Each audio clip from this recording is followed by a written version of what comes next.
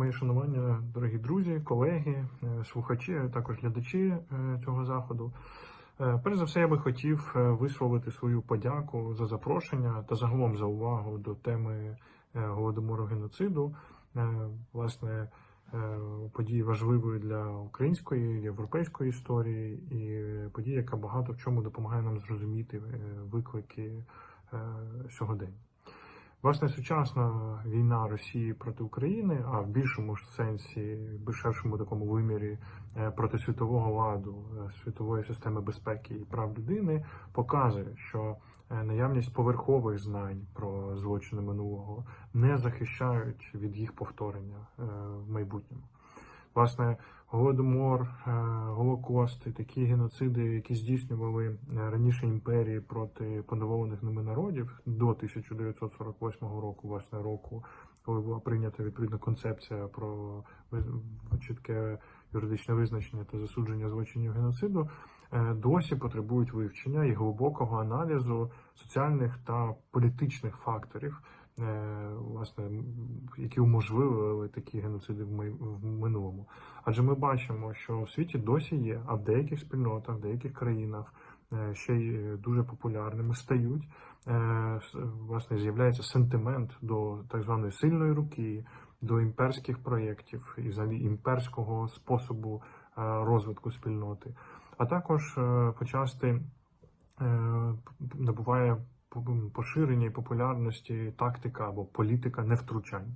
Власне, все це ті самі речі, які вже неодноразово в історії людства, зокрема в історії ХХ століття, призводили до власне здійснення одними спільнотами проти інших асимілятивного геноциду або екзистенційного геноциду, власне, направленого на повне знищення всіх представників іншої групи. Власне, ця вся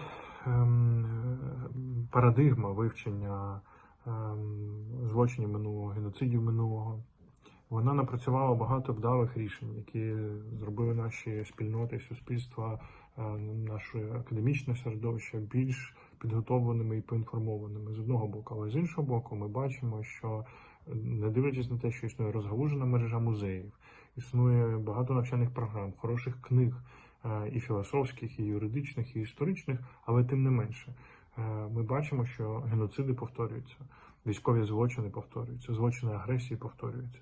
Відповідно, нам потрібно і зараз ставити питання, що ми робимо не так, де ми не допрацьовуємо, що можна більше зробити, що можна краще зробити, що треба посилити, щоб оці знання, які нам, представникам академічної спільноти, здаються очевидними, зрозумілими, доступними, яких би начебто мало бути достатньо, щоб суспільство не повторювали злочини і помилки минулого.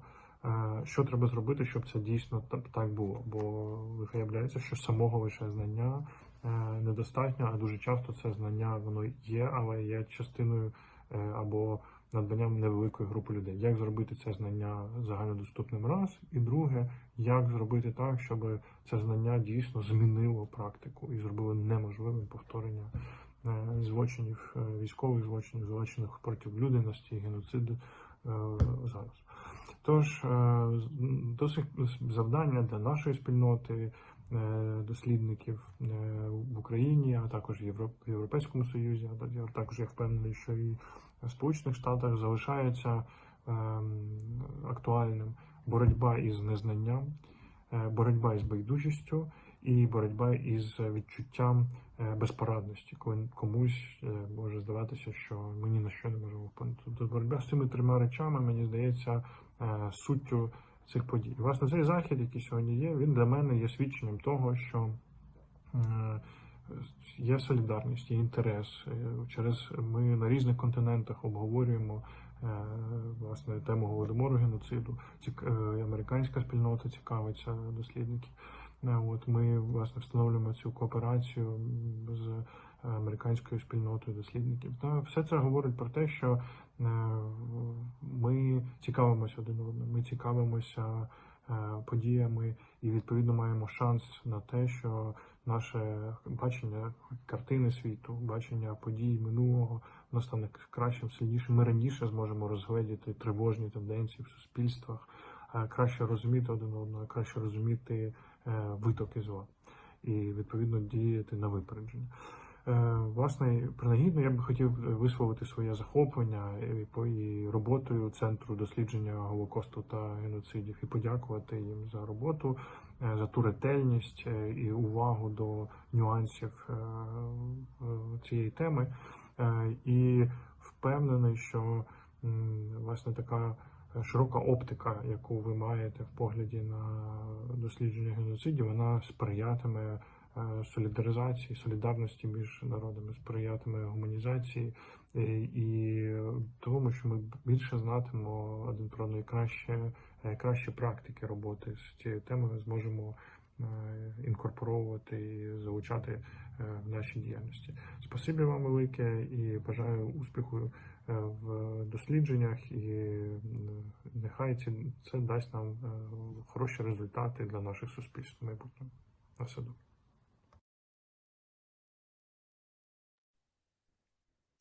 After this message from Ukraine, we open our important panel, and it's my privilege to give the floor to the first speaker, who is Irina Skubi, PhD candidate from the Department of History at the Queen's University. Irina, the floor is yours.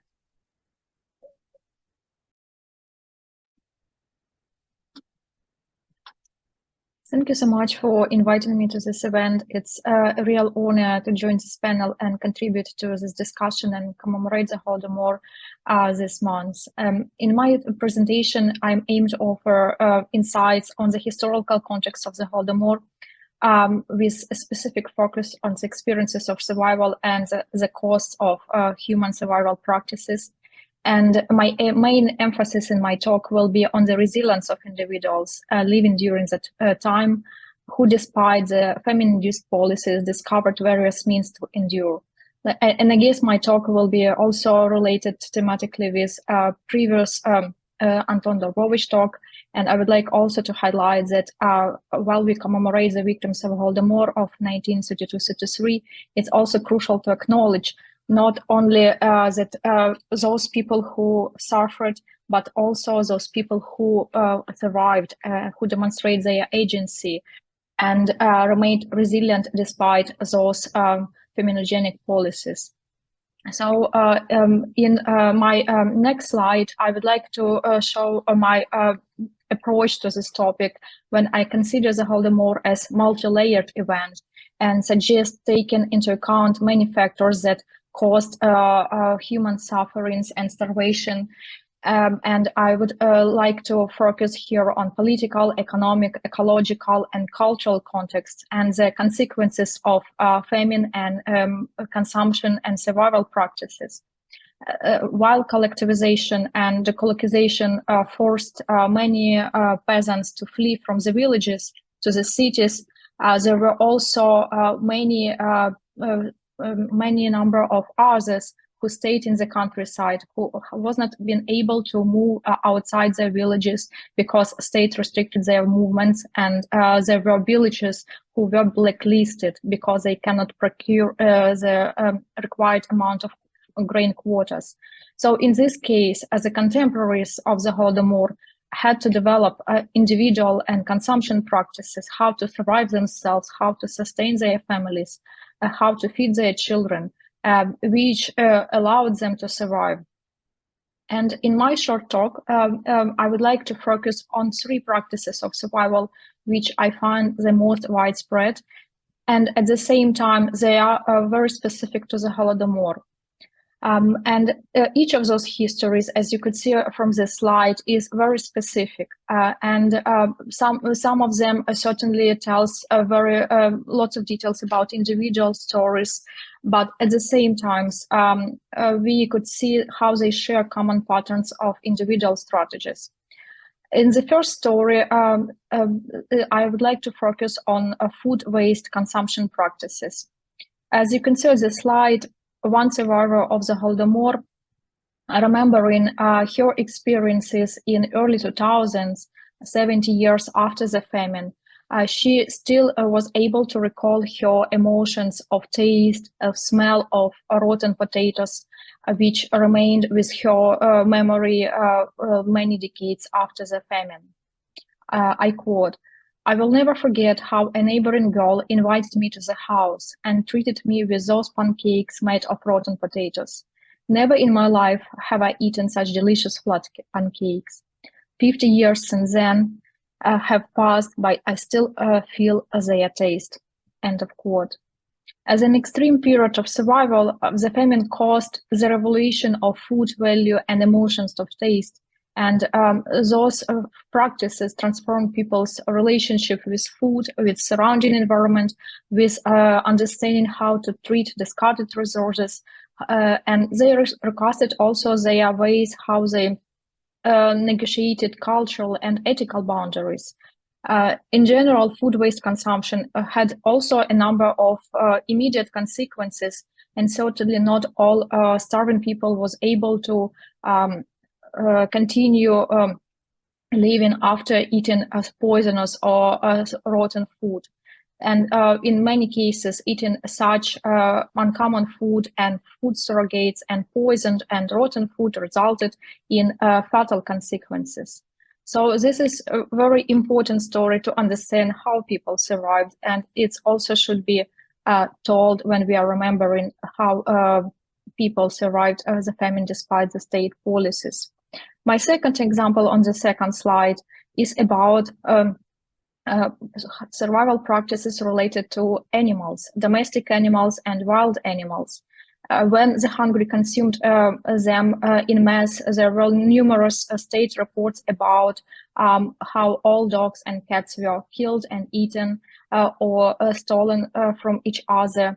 And in many recollections of famine experiences, as you could see in the quote on the slides, the contemporaries tried to explain even to themselves, to their relatives, why they need to do so.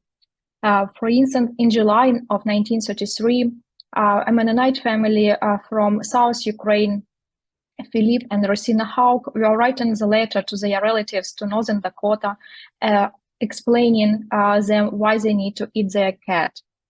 I quote, "We have nothing but a cat, and I will butcher that today. After the cat is eaten, we are finished.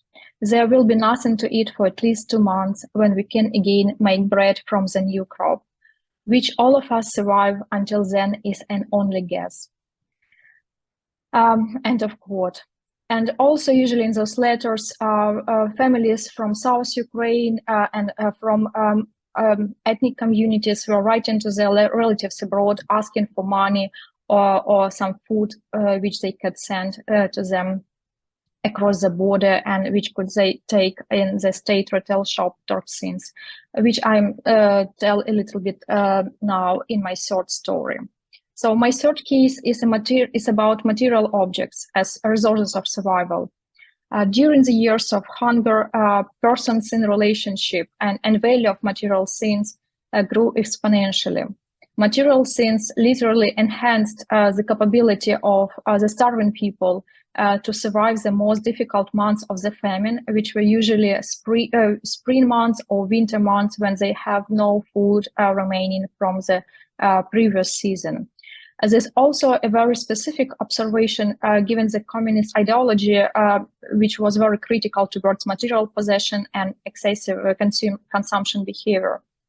As acknowledged decades later by one of the female survivors, which quote you see on this slide, the value of material objects such as jewelry, earrings, silver spoons, even singular objects like half of wedding rings were very important for families to sustain their lives just for several days. Usually those objects ended up in state retail network for trade with foreigners known as toxins, which is very specific company infrastructure at the period of the Holodomor during the early 30s. And this network of state retail shops, as you could see on the photo of the slide, taken by Austrian engineer Alexander Wienerberger in Kharkiv in 1933, Those networks of toxin shops, they literally pumped out any precious metals jewelry from people, from population. And a study suggested that most of this gold and metals were taken specifically from Ukrainian oblasts, Ukrainian regions. And these specific resources were used to finance industrialization. As this person suggests, those things were more valuable than gold all over the world, as they have literally the value of human life. So examining those survival practices during the Holodomor enables us to magnify the agency of those who lived through the famine, portraying them not only as victims, but predominantly as survivors. The testimonies of those survivors reveal us that such practices inflicted enduring trauma on both contemporaries and subsequent generations of their descendants. And the Holodomor, as a historic event, precipitated shifts in lots of relationship of people with food, with their material objects, with consumption practices, with their relationship with the environment. And this suggests us considering famine as larger catastrophe, as multi-species catastrophe that inflicted this crisis upon many environments and people. Thank you so much for your attention. Thank you, Irina, for sharing with us your results of your research, and thank you for the important work you are doing in researching Holodomor and sharing this knowledge with us. Now I will give the floor to Carrie Wallen, who is director of the Human Rights Program at the University of Minnesota. Carrie, the floor is yours. Thank you, Irina, for organizing this panel, and to all of our participants for their work to prevent genocide, honor its victims, and to promote human rights. It's an honor to have you all as colleagues. So this is a time of several important commemorations. It's 90 years since the Holodomor, and next month marks the 75th anniversary of both the Genocide Convention and the Universal Declaration of Human Rights. So my brief remarks will provide an overview of how human rights are implicated in Russia's war against Ukraine. The central core of human rights is that all human beings are equally deserving of dignity and rights, that human rights include political, civil, economic, social, and cultural rights, and that all these rights are essential to live a life of dignity, which means it's a life that's about thriving and not just survival. And where there are rights, there are also duties. While everyone must respect human rights, governments have special obligations. So go ahead and next slide, please. So governments have a three-part responsibility: to respect human rights, to protect people from rights violations, and to fulfill, which means governments have to take steps to facilitate the enjoyment of human rights. So as UN members, Russia and Ukraine must abide by the Universal Declaration, but both states are also members of numerous legally binding international human rights treaties. You'll see on the left of your screen, Russia belongs to 7 of the 9 core international human rights treaties, and Ukraine to 8. And so take a look at those. Importantly, international human rights law always applies, even during armed conflict and occupation. During war, international humanitarian law, or what we refer to as the laws of war, also applies, which adds an extra layer of legal protection. In some circumstances, a humanitarian law norm may trump a human rights norm as the lex specialis. What that means is the more specific norm for a particular circumstance. But even still, human rights law stays in place. While most human rights treaties permit some restrictions on certain rights during wartime, any reduction in rights have to be exceptional and temporary in nature, be limited to the necessity of the situation, and be non-discriminatory. And some human rights are considered to be what we call non-derogable. That means they must always be protected, They can never be restricted in any way, not even during war. And these include, but are not limited to, the right to life, to be secure from torture and ill treatment, prohibition on disappearances and unacknowledged detention, rights to fair trial, and many others.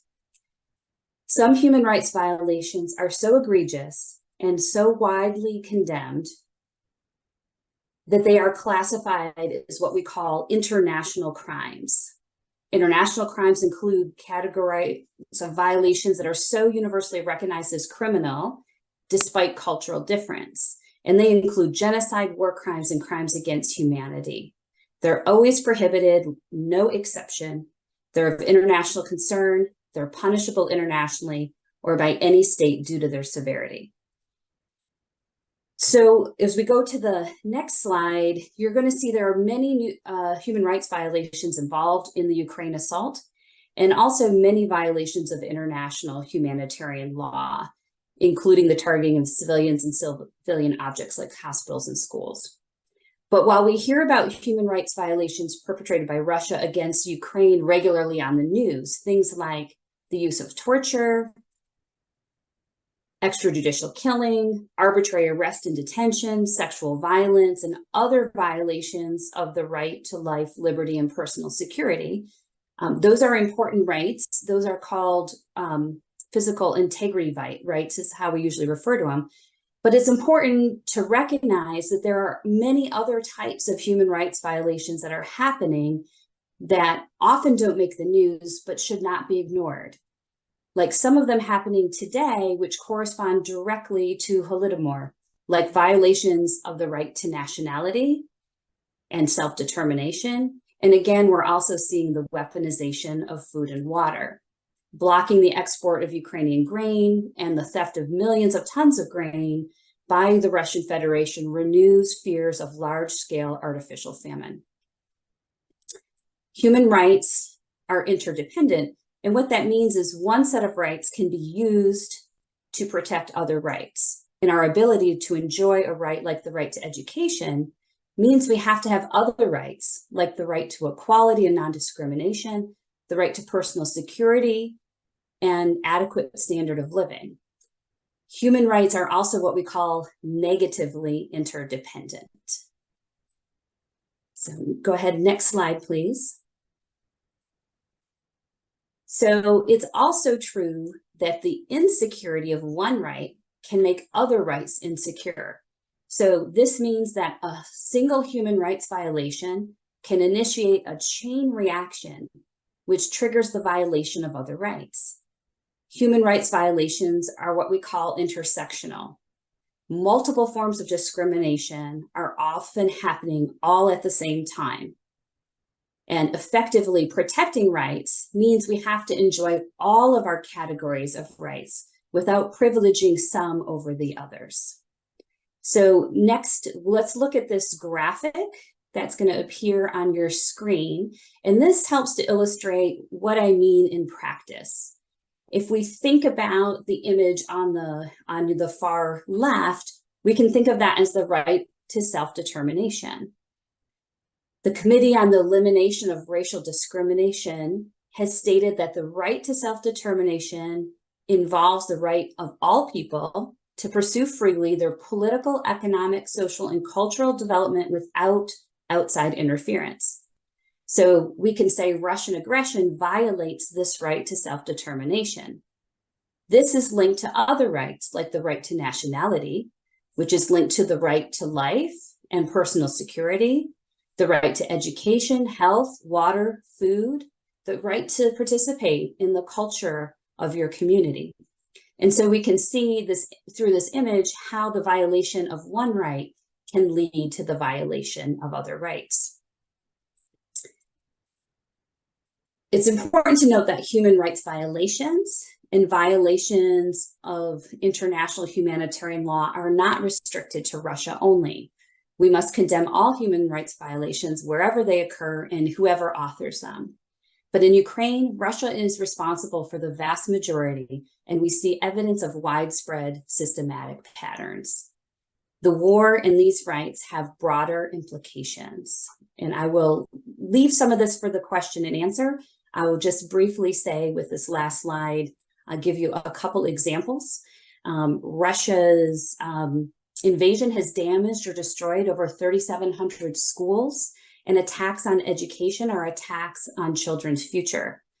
We also see within Ukraine an increase in gender-based violence and a decrease in response services available because of the conditions of war. And also we see maternal health being negatively affected. We also see threats to a healthy environment, which other human rights depend on. This impact is long-lasting. Crops are being looted and destroyed, along with forests and other habitats, and there's been significant pollution of air, water, and soil. On the positive side, so maybe this is a good place to end, we do see some positive developments, including an increase in inclusiveness and solidarity among the Ukrainian population, and the increasing acceptance of LGBTI individuals, as an example. We also see unprecedented and unified support for diplomatic and economic sanctions in response to human rights violations, including the referral by 39 countries of the situation to the International Criminal Court and the indictment of the Russian president, which I'm happy to speak more about. So I will end here. We do want to note that Dr. O'Brien wasn't able to join us today, and so we'll try as a panel to respond to some of the questions that you might have also about genocide and international humanitarian law. Thank you. Thank you, Carrie, for your presentation, and thank you for highlighting the issue of human rights in the ongoing war that Russia has launched against Ukraine. As Carrie has already mentioned, that Dr. Melanie O'Brien was announced, but unfortunately wasn't not able to join us due to the last-minute situations. She asked us to pass best regards and wish a good conversation today.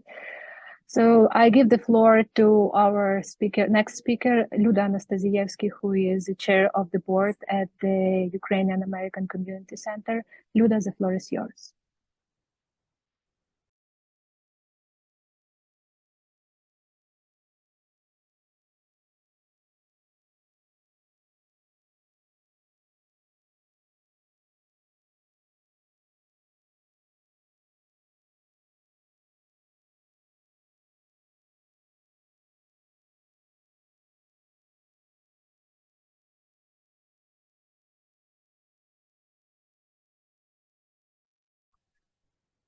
My apologies. I didn't unmute myself. My apologies. Yes.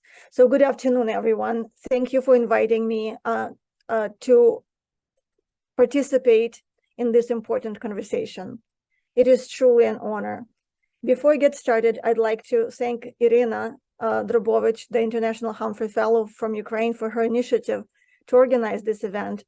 Huge thanks to Anton Drobovich, the head of the Ukrainian Institute of National Remembrance, for his video message for this event all the way from Ukraine. And lots of appreciation to sponsoring organizations, the Hubert Humphrey Fellowship Program, Center for Holocaust and Genocide Studies, and the Human Rights Program at the University of Minnesota. I'm also very grateful to my esteemed panel colleagues for their wonderful contributions in making this event possible. I'm joining you as a granddaughter of the Holodomor survivors, a community advocate, and a Minnesota Public Schools educator of over 30 years. First, I will tell you a little bit about my family story and then focus on the advocacy our Ukrainian community does here in Minnesota. The past 2 years affected my life forever.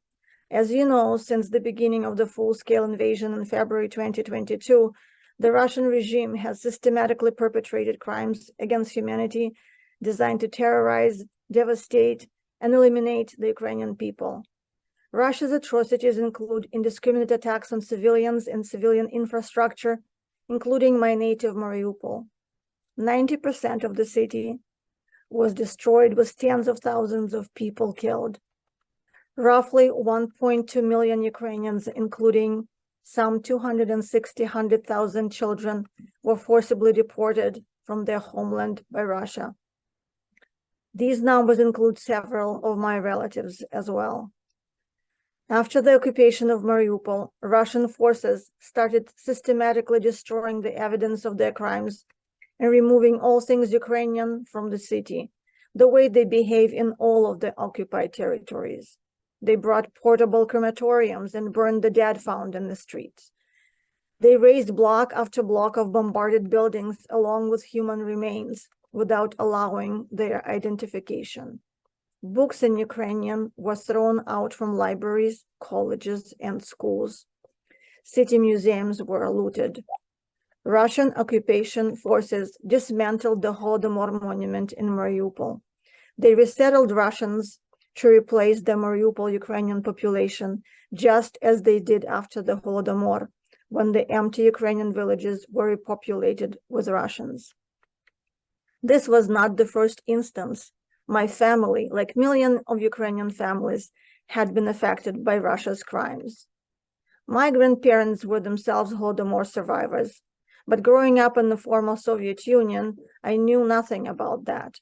The crime of the genocidal famine was kept secret until shortly before Ukraine won its independence in 1991. Years later, while already living in Minnesota, I learned that my family survived thanks to the fish from the Azov Sea. Next slide, please.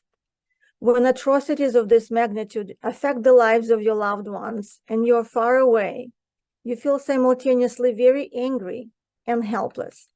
At the same time, you also want to take action. I personally channel my anger into my advocacy work. I know that many members of our community did and continue doing amazing things to support war efforts. They help Ukrainian refugees, procure medical supplies, help wounded Ukrainian soldiers who lost their limbs in the war, perform to raise funds, and so much more. Our Minnesota Ukrainian American Advocacy Committee has been engaged in advocacy efforts on behalf of our Ukrainian community since 2016. But in the past 2 years, our advocacy team redoubled its efforts to support Ukraine, which is fighting, as you know, for its existential survival. We undertook our first advocacy campaign at the outset of the war with support from our wonderful friends at the Jewish Community Relations Council for Minnesota and the Dakotas. In March of 2022, I was honored to be a main testifier for the bill initiated by JCRC to divest Minnesota pension funds from Russia and Belarus. The bill was passed unanimously in both the Minnesota Senate and the House of Representatives and was signed into law by Governor Walz in April of 2022. Next slide, please. A year later, a new bill mandating the Holocaust and genocide education in the state of Minnesota was put forward by JCRC, the Center for Holocaust and Genocide Studies, as well as Indigenous legislators at the Capitol. As the chair of the Minnesota Advocacy Committee, I, along with the representatives of other Twin Cities communities that experienced genocide, was invited to testify in support of it. And in May of 2023, the bill was successfully passed. This bill also mandates the creation of the task force of experts, teachers, students, and community members impacted by genocide to curate resources. And it appropriates grant money for professional development for educators, the task force, and implementing the requirements. This means that the Holodomor genocide will become part of the Minnesota Social Studies curriculum, which we are very excited about. But consider this, the parliaments of 30 countries, including the United States Congress, have recognized the Holodomor as genocide. And yet, very few Minnesotans know about this historic genocide of Ukrainians. According to Center for Holocaust and Genocide Studies survey of educators, less than 6% of teachers had an understanding of the Holodomor, and even fewer included it in their classroom lessons. Next slide, please. Our community hopes to change that. The 90th anniversary of the Holodomor provided an opportunity to educate the public and raise awareness about the Holodomor, just like this event. Because the Holodomor took place during 2 years in 1932 and 33, The commemorative events also take place during 2 years, last year 2022 and this year 2023. Last year, members of our community gathered at the Ukrainian Center where we prayed for Ukraine. We were honored to receive the governor's proclamation designating the last week of November the Ukrainian Famine Genocide Remembrance Week. And Joe Eggers, the interim director of the CHGS, gave a talk. Our community is very grateful for their support. Next slide, please. This year, as a result of our advocacy outreach, we received letters of support from Senator Klobuchar and Congresswoman McCollum in honor of the commemoration of the 90th anniversary of the Holodomor. Both of them have been staunch supporters of Ukraine since the war started in 2014. On November 8th, 2023, just last week, a very special event was held at the Minnesota State Capitol Rotunda, where our community publicly commemorated the 90th anniversary of the Holodomor. The Ukrainian American community was honored to welcome Minnesota First Lady Glenn Waltz, who presented a letter from our Governor Tim Walz. On that same date, State Representative Sidney Jordan, Assistant Majority Leader, held a press conference at the Minnesota State Capitol, where she announced her sponsorship of the House resolution dedicating the last week of November as the Holodomor Memorial Week and the last Saturday of November as the Holodomor Memorial Day in the state of Minnesota. And our community is truly thankful for this tremendous show of support. Our advocacy committee and UACC board of directors are deeply grateful to our state leaders, elected representatives, and our partners, Jewish Community Relations Council, Center for Holocaust and Genocide Studies, and the Human Rights Program for Standing with Ukraine.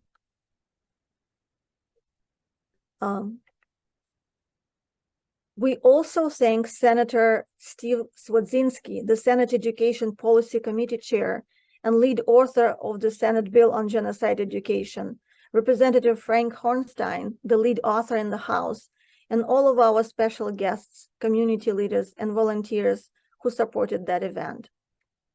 The Ukrainian Center and our advocacy committee are especially proud to have a long-standing relationship with CHGS. Joe Eggers, its interim director, once shared that one of the community leaders told him that genocide is woven in the fabric of Minnesota. We couldn't agree more. Ukrainians are part of that fabric. With the arrival of thousands of Ukrainian refugees to Minnesota, we urge our state educators to make sure that the lessons they create reflect Ukrainian students' family experiences, that the history of the Holodomor is included into the social studies standards. The history of the Holodomor carries important universal lessons that should be brought in to deepen and enrich the history of our state, our nation, and the world. Thank you very much. Thank you, Luda, for your very powerful presentation and for sharing with us both your personal, your family experience in going through Holodomor, but also sharing with us the important work the Ukrainian American Community Center is tirelessly and for a longer while doing for supporting Ukraine. Now we are open the session for Q&A, and I will please pass the floor to my colleague Nika, who will moderate this part of the discussion. But before that, I again would like to appreciate the Humphrey program at the Humphrey School of Public Affairs, the Center for Genocide and Holocaust Studies, the Human Rights Program at the University of Minnesota, and the Ukrainian American Community Center for supporting this idea and for making this event possible. Nika, the floor is yours. Thank you, Irina. Thank you to all the panelists. This was really a wonderful, diverse collection of insights and inspiration for us. Thanks all for being here and to all of the participants. So we have a few questions coming into the Q&A box. If anybody else would like to ask a question, either specifically to any of our panelists or to just a general question that any of the panelists could answer, please feel free to enter those into the Q&A box at the bottom of the screen, and then I'll raise those to the panelists, and we'll try to make sure to answer all of your questions. So let me just start by asking a question. Hello everyone, could you tell us briefly about museum activity in this field? Are there any Holodomor museums in Canada and the US? And maybe what are their roles?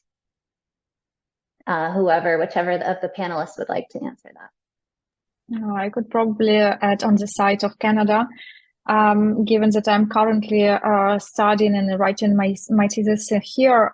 So like on the side of museum activity, there is not a specific museum dedicated to the Holodomor history in Canada, but there is a museum Canadian Museum of Human Rights in Winnipeg, whose work is focused on covering the history of genocides, and the history of Holodomor is a part of his story and activity. So it's a great achievement that the history of Holodomor and history of Ukraine is incorporated into the history of genocides globally, and it's I think the larger situation is so very complicated, and it's important to situate Ukrainian context and history of Ukrainian Holodomor within the global context, and those stories will be aligned to each other. So I think it's a great achievement. And also there is another initiative organized by several Ukrainian organizations in Canada, supported by Holodomor Research and Education Consortium, Ukrainian Canadian Congress, and Ukrainian Research and Documentation Center in Toronto, who organized Holodomor National Awareness Tour. It is a bus, is organized as a bus and interdisciplinary activity, which go around cities in Canada, and it's kind of not virtual, it's physical exhibitions that's going between the cities, and it provides awareness for people about the history of Holodomor.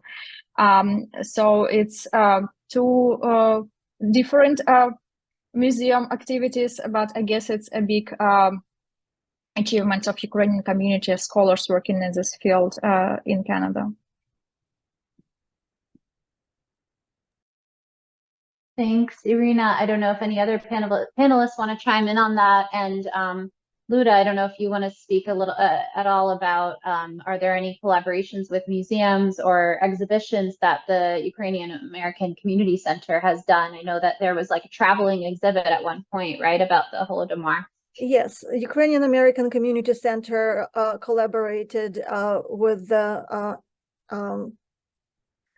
the museum in Ukraine, the Holodomor Museum in Ukraine, and we were able to print it out. The slides were shared with us. We print them out, and then we were presenting that traveling Holodomor exhibit last year at the Ukrainian Center, and this year it actually is being shown, and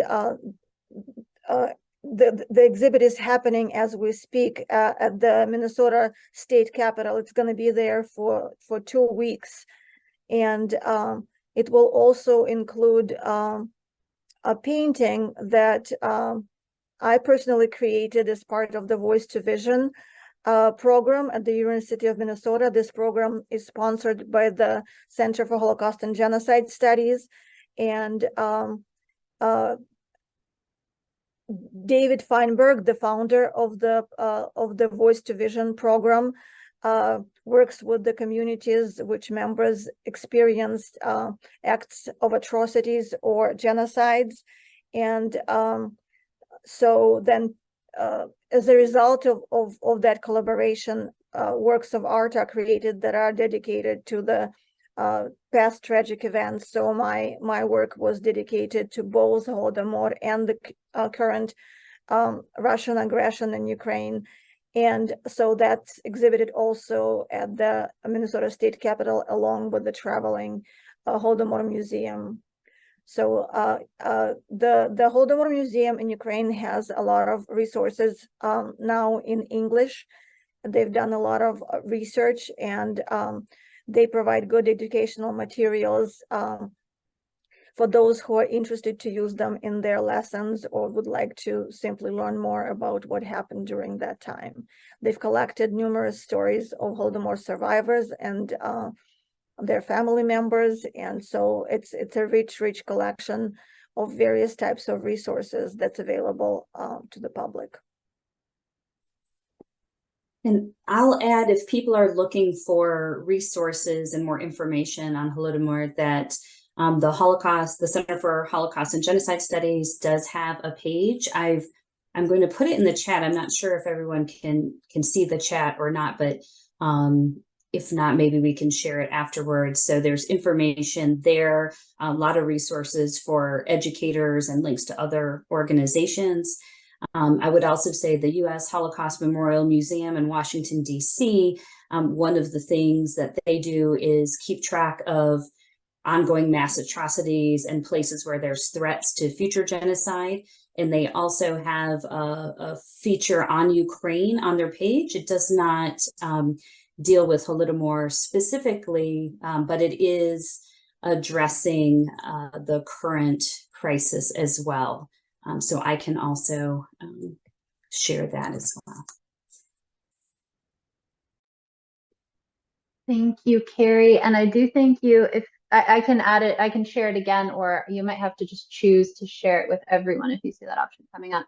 I'm also going to, I see that someone shared a resource from Clark University with they had an exhibit, a photography exhibit too. So I'm not sure if participants can see if through the Q&A, the questions that were answered. That link is there, but I'll put it in the chat as well. So that's also a great resource. Thank you. And I will also just acknowledge a comment from an attendee that funding is the issue for a Holodomor museum in Canada. The knowledge is here to do it. We need large donors and patrons to be willing to make it happen. So yeah, that's a great point. And then let me just raise another question from the Q&A. And again, encourage anyone else, any other attendees who would like to ask a question of our panelists, please feel free to, or even a comment on what they presented, please feel free to put that into the Q&A.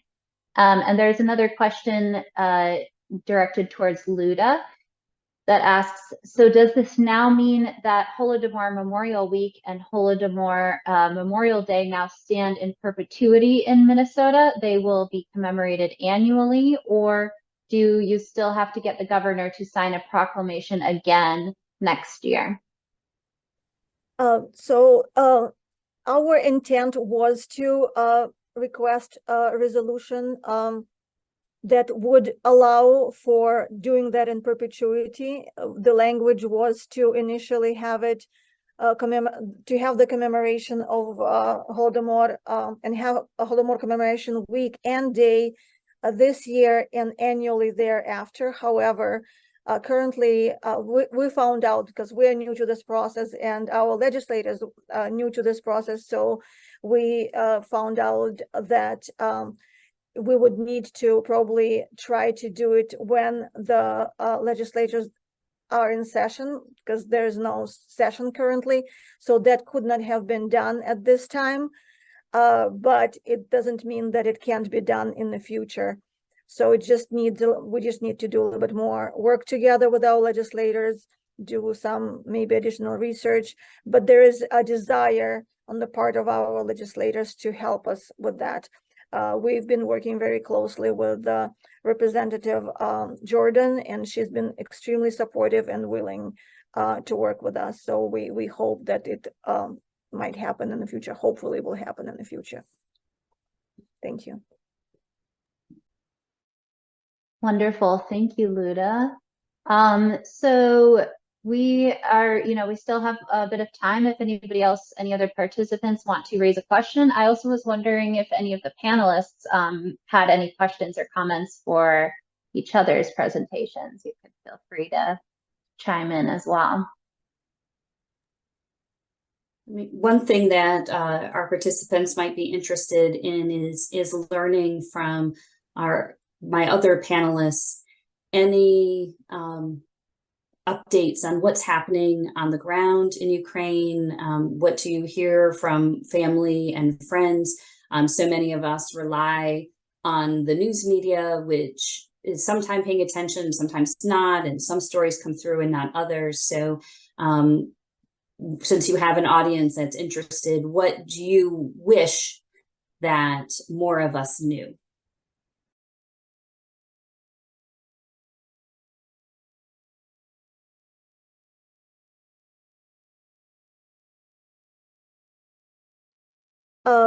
I would say that the most important message is to for our partners, especially United States, but our partners in Europe as well. Many Ukrainians want us to know, they talk to us and like work with our political leaders, please, and let them know that they cannot let Ukraine down. You know, Ukrainians can and should win. And so they just need the support that would allow the victory in terms of decisive victory, not just keeping the status quo, so to say, but enough of support, military support, to let Ukraine prevail and free its whole territory. It's very important that that happens, and because people are starting to worry, to be honest, that maybe the commitment of our partners is wavering, and you know, they just want to make sure that that doesn't happen, because we just know that Putin already weaponized oil and natural gas. If he were allowed to keep the territories that he already has, will be you know, weaponizing, and like you, Carrie, mentioned already, he's trying to weaponize food. What's happening with grain. So we also know that what's happening in Ukraine affects not only Ukraine, but all of us here in the US and in the world, because the world is one big market. And as due to the situation in Ukraine, grain price surges, and then it affects all of us, and we can all feel that. Also, if you know, if Ukraine is not defeated at that, I mean, if Russia is not defeated at that time, then US would have to deal with defense of NATO from Russia, with the new borders, if they're staying the way they're staying right now. And it would be sending message to losing resolve to tyrannical regimes like China and Iran and North Korea as well. So, you know, going back to Budapest Memorandum that United States and France and Great Britain and Russia signed with Ukraine, when Ukraine gave up its nuclear weapons, we're still going back to that. Just imagine if Ukraine were a nuclear state right now, would this be happening? Would the situation be the same? What does it tell the rest of the world about giving up the nuclear arsenal? What are guarantees worth, the international guarantees? And so we would like to just to ask and encourage and urge our political leadership, our elected representatives, to continue support Ukraine. That's the message from us here, Ukrainians here, and from Ukrainians in Ukraine. If I may, Nika, just to take a minute and to support all what Luda just has said, but also providing with some maybe practical ideas. What would be very helpful and is very helpful, the events like we have today, involving the programs and the university. They are doing tremendous, very important research, very important work in different areas, both on human rights, on war crimes, on as mentioned, weaponization of food, on maybe climate change, just to put together such sessions in view of how the war in Ukraine has influenced the global world, and to bring this knowledge to the broader audience, both here in the United States, in Europe, in Ukraine, and in the whole world. As already mentioned today, there is many research, but sometimes we get this feeling that we know less, we do less. Let us do more with these very practical conversations, brilliant conversations like we have today. Thank you, Irina. Just want to acknowledge one more comment in response to what Luda was saying about the war, that if Ukraine doesn't win the war, NATO soldiers will eventually have to fight against Russia in Europe, including possibly involving more Americans. So that is a great point too. And then I would just like to pose this additional question. Greetings from Michigan. Thanks for all the extremely interesting and important presentations. Direct talk about signs of Russian genocide in Ukraine began after the full-scale invasion, but the Russian language of hostility against Ukraine and Ukrainians can be traced back several years, even before the annexation of Crimea and the invasion of eastern Ukraine. My question is, can we talk about signs of genocide against Ukrainians by 2022? Is the denial of the Holodomor as genocide in this context part of the Kremlin's commitment of genocide today? Thank you. And this is from Yuri Kaparulin from University of Michigan. The context part of the Kremlin's committing of genocide today. If anybody wants to address this question about signs of genocide against Ukrainians by 2022. So go ahead, Irina, you go first and I'll follow. Okay, so I will provide some on this question by Yuri Karapulin, colleague working on Holodomor and genocide studies, who many of you know. I think my answer to your question would be from academic perspective, what I've seen in the scholarship and the claims of Russia in the context of studying Holodomor in Ukraine, and usually those claims were related to the idea that the history of Holodomor in Ukrainian historiography is only focused on political issues, and it's only focused on the claims and discussions about genocide. And I think this idea was weaponized in the public debates around Ukraine and academia abroad. And this what brings to the discussion that the recent developments in Ukrainian historiography and historiography on Ukrainian studies abroad in studying Holodomor and other famines in Ukraine, they really changed the situation. And now we have a very rich scholarship on Holodomor studies, specifically studying different aspects of Holodomor, like perpetrators by Daria Matingli, or women survivors by Oksana Kis, and also scholars from Ukraine like Artem Harchenko, focusing on displacement of children during the Holodomor to the orphanages from families who lost their parents. So there were many studies working on this field, and many scholars were contributing to enriching the discussion. And I think this changed a lot since the beginning of war. And we have now lots of studies arguing that the famine in Ukraine was much more multi-layered event, and we have lots of dates and data to back up our findings, and also suggest that there's implications of state policies were even larger and broader than focusing just on human survivals. There's effects were also involving environmental effects, and this brings me to the current war, when we also see how war and all of these weapons, they also inflicting not crimes on human, but also they are doing harm for environment and other species. So I guess this is related to the current event in the extent that we are dealing here with this massive catastrophe which are impacting both people and larger environments.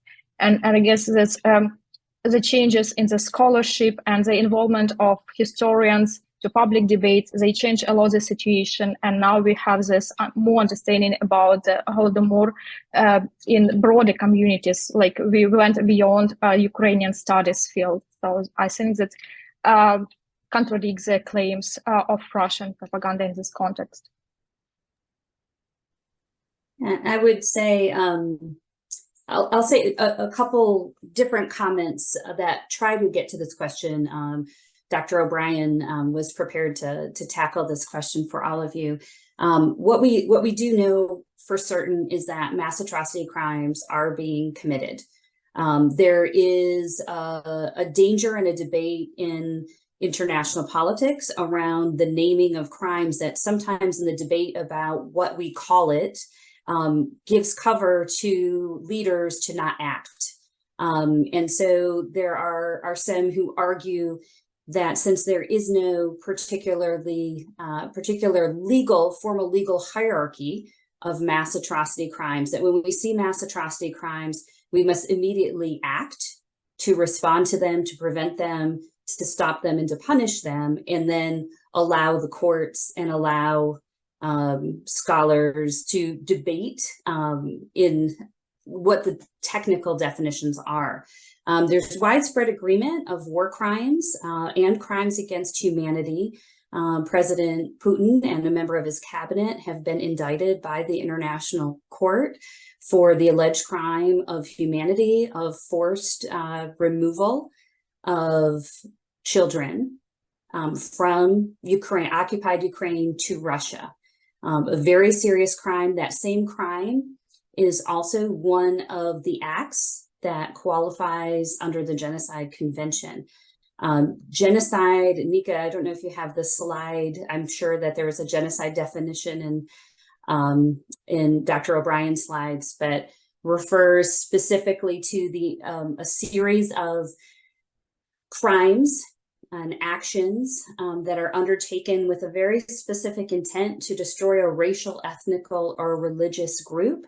It doesn't have to be successful, right? It's an attempt. And the forced removal of children out of the group is also one of the crimes that does fit under that definition. The primary distinction, well, there's many distinctions. I'm not an international lawyer, but one of the distinctions for lay people, I guess, to be thinking about is the difference with crimes against humanity and genocide is that genocide, you have to prove a very specific intent that's related to the eradication of the group. And we do see signs in language of denial of the Ukrainian national identity, for example, which might support that genocidal kind of intent.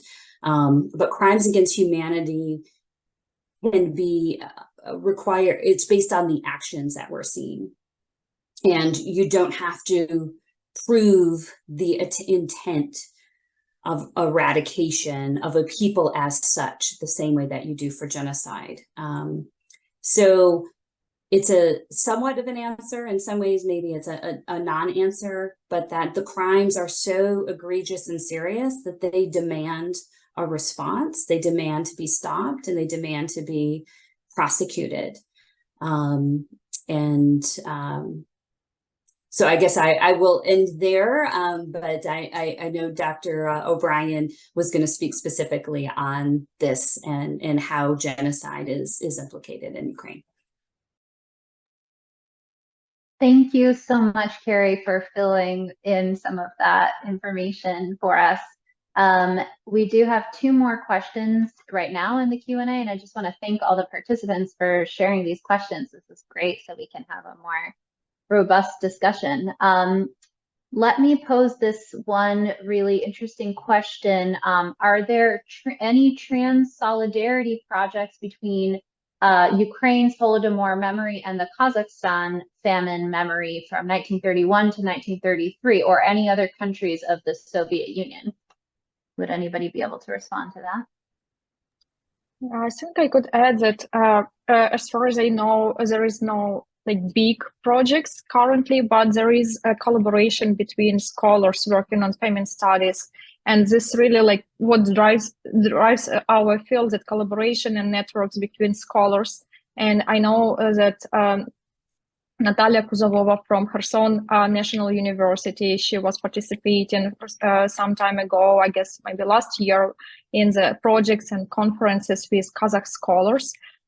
So there are lots of ways to find connections between those countries, specifically Kazakhstan and others who also became involved in population were starving due to the Soviet policies. And here more collaboration is also possible with other countries like Moldova in relation to the post-Second World Famine, when we have also this collaboration with scholars working on the third famine, and those networks are really possible, and they're developing. And for instance, like Moldovan scholar Igor Kasu is working on this famine, and those collaborations are developing between scholars working on Soviet famines in general. And yeah, I guess that's what drives our field as individual networks between scholars. Thank you so much, Irina. I don't know if any other panelists wanted to respond to that. Otherwise, there's another question directed specifically to Irina as well. Yeah, thank you so much for this question. It's really a very big question, and I feel that there are many challenges, not only for Holodomor studies, which is like a very new field compared to other studies focusing on genocides and larger human crimes like the Holocaust. But like already since the development of this field, which is really like around like 15 years or 20 years or so, we have a lot of achievements being done. Among the difficulties, certainly there is a lack of funding, lack of scholarship specifically focused on Holodomor in other countries. I do not mean here specifically Canada, because here we have Holodomor Education Consortium who funds scholarship and grants for developing this research. But there could be more of this funding incorporating maybe for some scholarship focusing on other genocides, human crimes, and famine related topics. And also in other contexts, scholars working in this field also focus the challenges, how they are talking to scholars from other areas of studies and Soviet studies, Eastern European studies, because it's quite difficult also to find connections and find sustainable like scholarship funding when you're only focusing on one issue, one historical event. And for this reason, it would be also great if those topics like Holodomor and other famines in Ukraine would be a part of the larger discussions about human crimes, about such massive catastrophes when people were starving to death and food became a weapon. So like incorporation Holodomor into the global discussions, as I mentioned, and also Irina mentioned in her comments, would be a great achievement and great step moving forward as our field of studies. Yeah, thank you. Thank you so much, Irina, and I know we're all so grateful to you for doing this research too, and look forward to continuing to follow your work on this topic. I will, give a last chance to anyone who wants to ask the last question of our panelists. Otherwise, I can also give a chance to any of the panelists if you want to say any last, give any final remarks before we close. That would be lovely. Otherwise, I'll turn it over to Irina Drobovich to wrap things up. I think one thing I'd say before Irina wraps up is that just like I talked about human rights being interconnected, that we need all of our human rights. I think that the human rights of peoples around the world are also importantly interconnected with one another, and that that the fight for human rights, or the struggle, I should say, the struggle to get human rights honored in Ukraine is very much a struggle that we all share in common, that is very much an assault on the system of human rights, rule of law, and democracy. We know that human rights violations are significantly higher in war. We know that human rights are better protected in democracies with a commitment to the rule of law than they are in autocracies. Democracies still have human rights violations, and we're working on those in our own countries at home as well. But they're better protected, and there's better mechanisms to advocate for them in democracies. And human rights violations is one of the primary drivers of our current refugee and migration crisis. And so we should care about what's human rights in Ukraine and freedom in Ukraine, because Ukrainian people matter and their rights matter in and of themselves, and it's right and just. But it also instrumentally is connected to human rights throughout the world. So I will kind of end with that as a final comment. Thank you.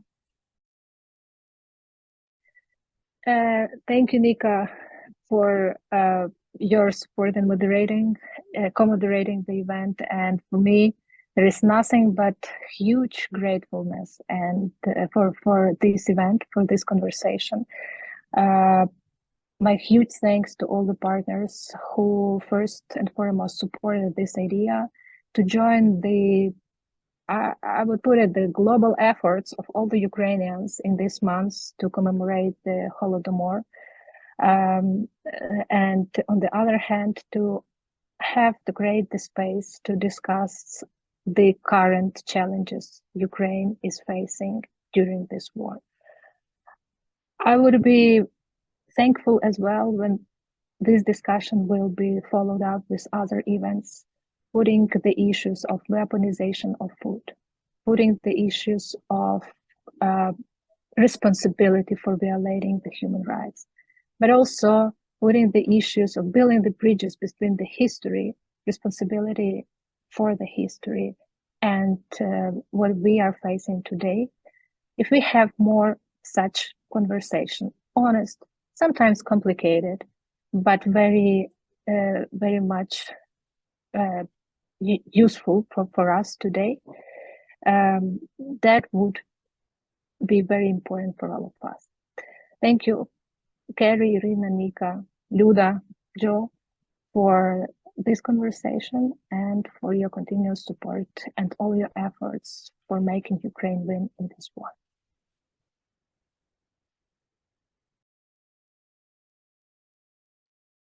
Thank you, Irina, and thank you to all of our participants for being here. And we will also share the recording of this event on the Center for Holocaust and Genocide Studies YouTube channel and promote that so that others can watch it. And I think we'll email it out to all of the registrants as well, so you can reference that. Thank you all for being here. Take care. Thank you so much, Irina, and everyone for putting this great panel. Yeah, thanks for being here, Irina. Great to hear from you. Thank you, everyone. Thanks, Carrie. Bye-bye, everyone. Thank you.